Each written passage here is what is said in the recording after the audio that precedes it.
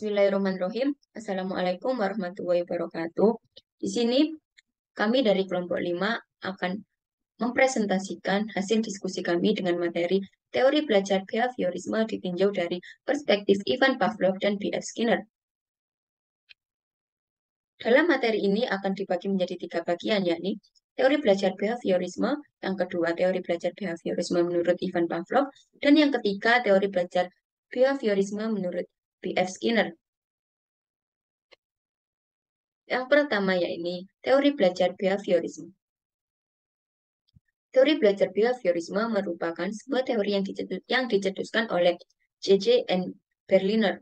Teori belajar behaviorisme adalah teori belajar yang menentukan pada tingkah laku manusia sebagai akibat dari interaksi antara stimulus dan respon.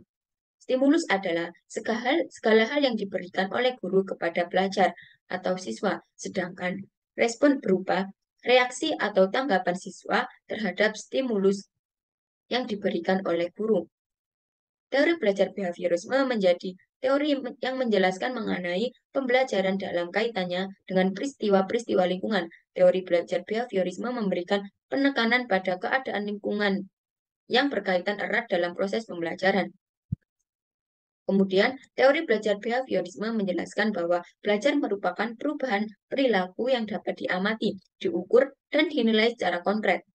Perubahan tersebut terjadi melalui rangsangan atau stimulus yang menghasilkan hubungan perilaku reaktif atau respon. Jadi, teori belajar behaviorisme merupakan penggunaan ikatan hubungan sifat dan hasil stimulus respon. Yang selanjutnya, teori belajar behaviorisme menurut Ivan Pavlov. Yang pertama, biografi Ivan Pavlov, yakni Ivan Pavlov merupakan salah satu tokoh penting dalam perkembangan teori behaviorisme. Ivan Pavlov lahir pada tanggal 14 September tahun 1849 di sebuah desa kecil di Rusia Tengah dan meninggal pada tahun 1936, lebih tepatnya pada tanggal 27 Februari. Ia adalah seorang fisiolog dan dokter dari Rusia. Karya yang membuat Ivan Pavlov memiliki reputasi tinggi bermula dari studi tentang pencernaan pada anjing. Pavlov lebih tertarik pada fisiologi ketimbang psikologi. Ia melihat bahwa ilmu psikiatri yang masih baru saat itu sedikit meragukan, namun ia sungguh-sungguh berpikir bahwa refleks terkondisi dapat menjelaskan perilaku orang gila. Jadi, Pavlov memandang bahwa ilmu pengetahuan sangat penting bagi kehidupan manusia karena dapat menjadi sarana belajar tentang berbagai masalah yang ada di dunia atau masalah manusia. Yang selanjutnya yakni teori belajar classical conditioning. Ivan Pavlov menemukan teori bernama conditional class, merupakan sebuah teori yang menjelaskan proses pembelajaran untuk menciptakan respon terkondisi melalui hubungan antar stimulus tak terkondisi dan stimulus netral. Teori conditional class ini melibatkan interaksi lingkungan. Agar pembelajaran dapat terjadi harus ada stimulus netral yang kemudian diikuti oleh refleks yang terjadi secara alami. Dalam eksperimennya, Pavlov menguji teori ini pada anjingnya. Pavlov menggunakan suara sebagai stimulus netral dan air liur anjing sebagai refleks alami sebagai respon terhadap makanan. Dengan menghubungkan stimulus netral, yakni suara, dengan stimulus tak terkondisi makanan. Suara nada itu sendiri tetap dapat menghasilkan refleks air liur. Kemudian mengeksplorasi fenomena eksperimen tersebut dan kemudian mengembangkan suatu studi yang bernama behavioral study yang dikondisikan, yang dikenal dengan teori classical conditioning. Classical conditioning adalah model pembelajaran untuk menggunakan stimulus untuk membangkitkan rangsangan secara alami melalui stimulus lain. Secara sederhana, pengkondisian klasik merujuk pada sejumlah prosedur pelatihan di mana satu stimulus atau rangsangan muncul untuk menggantikan stimulus lainnya dalam mengembangkan suatu respon. Bahwa prosedur ini disebut klasik karena prioritas historinya seperti dikembangkan oleh Pavlov. Kemudian yang selanjutnya, hukum classical conditioning. Dalam istilah Pavlov, pemberian makanan merupakan stimulus yang dikondisikan. Paradigma pengondisian klasik di mana sebuah eksperimen yang khas behavioristik seekor anjing ditaruh dalam sebuah tempat ruangan yang gelap, kemudian sebuah lampu kecil dinyalakan. Setelah 30 detik, sejumlah makanan diletakkan di mulut anjing tersebut dan membangkitkan refleks air liur. Prosedur ini diulang beberapa kali. Setiap makanan diberikan bersama-sama dengan cahaya lampu. Setelah itu, beberapa saat cahaya lampu yang awalnya tidak berkaitan dengan air liur dapat membuat air liur anjing keluar saat melihat lampu dinyalakan. Si anjing bisa dikatakan telah dikondisikan untuk merespon cahaya. Secara garis besar, hukum-hukum belajar, teori belajar Pavlov diantaranya ini law of respondent conditioning, yaitu hukum pembiasaan yang dituntut. Jika dua macam stimulus dihadirkan secara stimulan, yakni yang salah satunya berfungsi sebagai reinforcers, maka refleks dan stimulus lainnya akan meningkat. Yang kedua, yakni hukum law of respondent extinction, permusnahan yang dituntut. Jika refleks yang sudah diperkuat melalui respon conditioning didatangkan kembali tanpa dihadirkan reinforcers, maka kekuatannya akan menurun.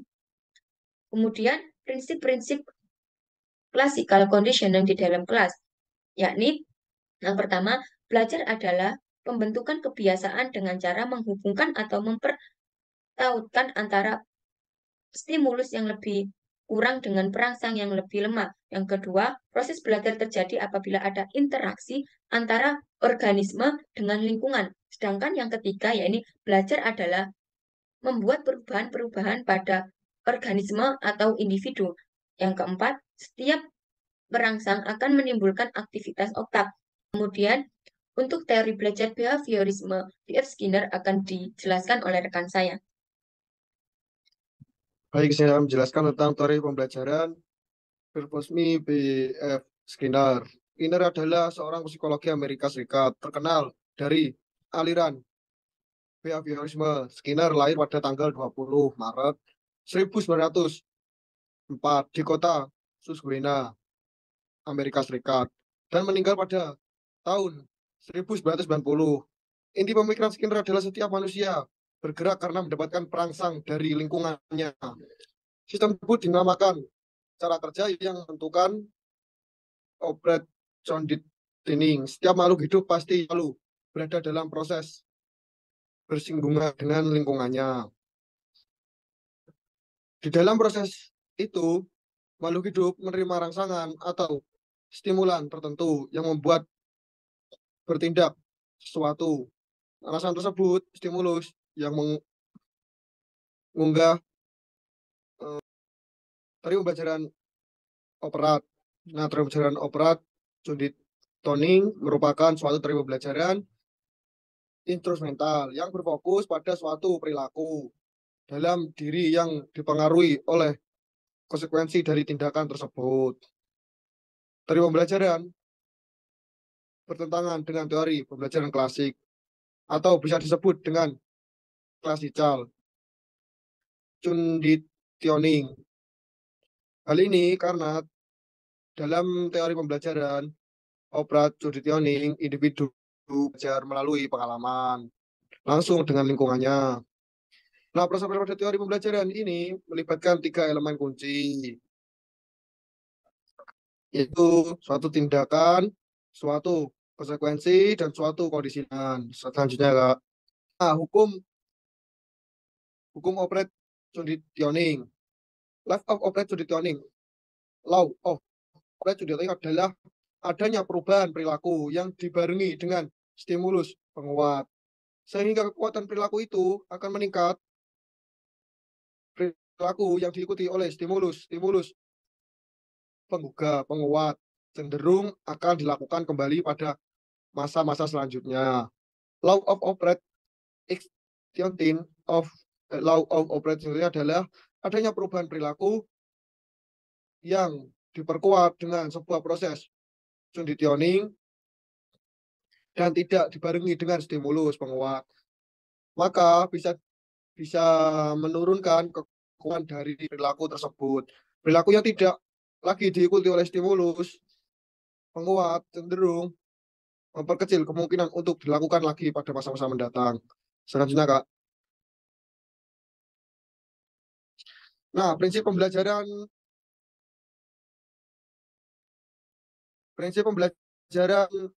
conditioning di dalam kelas. Nah, prinsip pembelajaran conditioning merupakan salah satu konsep dalam psikologi yang memandang bagaimana perilaku siswa sebagai hasil konsekuensi tindakan yang ada seperti yang sudah dijelaskan pada pembahasan sebelumnya, bahwa teori pembelajaran ini merupakan teori yang telah dikembangkan oleh B.F. Skinner dan berfokus pada penggunaan dan hukum guna mengubah bentuknya suatu perilaku. Nah, ini terbagi menjadi dua bagian, yaitu penguat. Penguat adalah salah satu aspek penting dari operasi conditioning dalam kelas. Penguatan positif dapat berupa pujian, hadiah, atau pengakuan. Contohnya sebagai guru dapat memberikan pujian kepada siswa yang menjawab pertanyaan. Nah, yang kedua adalah hukuman. Hukuman digunakan mengurangi atau menghindari perilaku yang tidak diinginkan dalam kelas. Hukuman dapat berupa pengurangan nilai, tugas tambahan, atau peringatan kepada siswa. Yang ketiga adalah generasi. Nah, ini diskriminasi perilaku generasi menunjukkan pada kecenderungan siswa untuk menunjukkan perilaku yang diinginkan dalam berbagai situasi yang serupa. Sementara itu, diskriminasi mengacu pada kemampuan siswa untuk membedakan situasi di mana perilaku tertentu diperlukan dan di mana perilaku tersebut tidak diperlukan. Selanjutnya adalah penjadwalan penguatan. Nah, penjadwalan adalah konsep penting dalam operasi conditioning. Dalam kelas, guru dapat menggunakan beberapa jadwal penguatan, seperti penguatan tetap atau penguatan acak.